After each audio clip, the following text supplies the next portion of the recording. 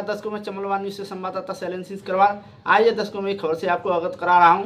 दर्शकों, ये खबर है मुरैना के बामोर थाना के क्षेत्र के अंतर्गत आता है जखौदा गांव। उसमें अभी कुछ दिन पूर्व एक लड़के के द्वारा फांसी लगा करके अपनी जीवन लीला समाप्त कर ली गई थी। ये मामला है। आज उसके परिजनों द्वारा एसपी महोदय को ज्ञापन दे करके और उनको अवगत कराया। मामला इसमें यह है कि जालौन उत्तर प्रदेश की पुलिस कुछ दिन पूर्व बामर पुलिस के साथ उसके गांव दिलीप पुत्र पंजाब सिंह गुर्जर के यहाँ घर पे गई थी।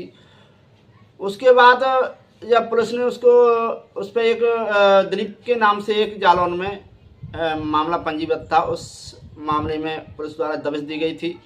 उसके उपरांत उस लड़के पर कुछ ऐसा मानसिक दबाव था और उसको दबाव में आने के कारण उनके परिवारों द्वारा बताया गया कि लड़के पर मानसिक दबाव होने के कारण उसने फांसी लगा करके अपनी जीवन लीला समाप्त कर ली।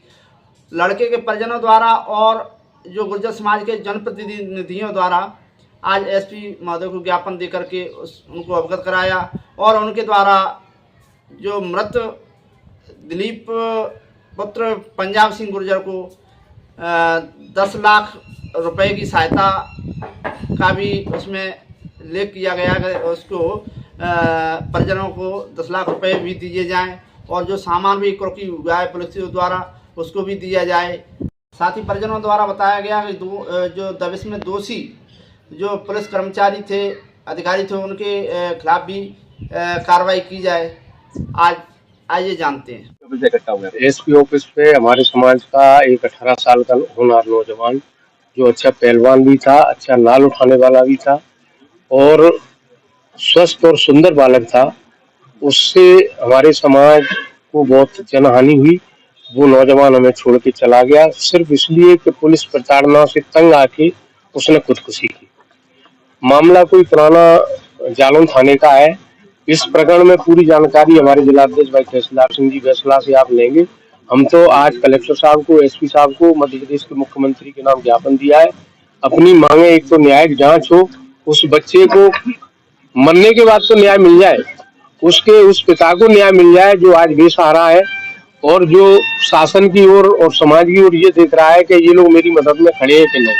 तो आज समूचा समाज आज पंजाब सिंह के साथ है, फिरकाई जखौदा के साथ है और पूरे मन से निर्दोष बच्चे को निष्कलंक जीवन जीने का जो अधिकार था, संविधान प्रदत्त अधिकार था, वो अधिकार पुलिस प्रताड़ना ने उससे छीन लिया और वो अपनी जीवन लीला समाप्त कर बैठा। और प्रकरण का जो मूल कारण है वो उत्तर प्रदेश पुलिस जालौन में कोई पुरानी 2021 की घटना है। उसकी पूरी जानकारी हमारे वकील साहब देंगे, आप उनसे लें। जी, उसकी अभी जो ज्ञापन दिया है, ज्ञापन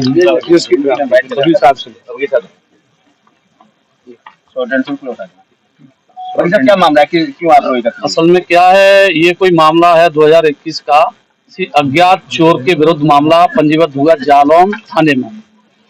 उसमें किसी एक्यूज को वहां की पुलिस ने पकड़ा होगा, तो उसमें एक नाम आया बच्चा गुजर करके।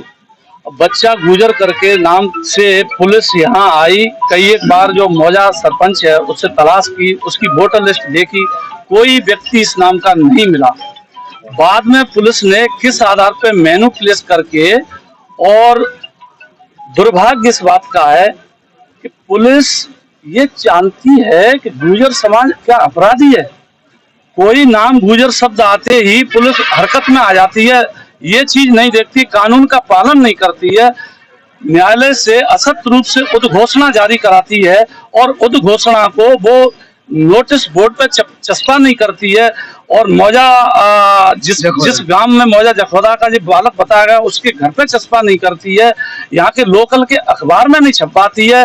बालाबाल पुलिस आती है किसी वारंट को लेकर के और उसकी न्यायालय की आड़ में और इस तरह से बर्बरता पूर्वक व्यवहार करती है।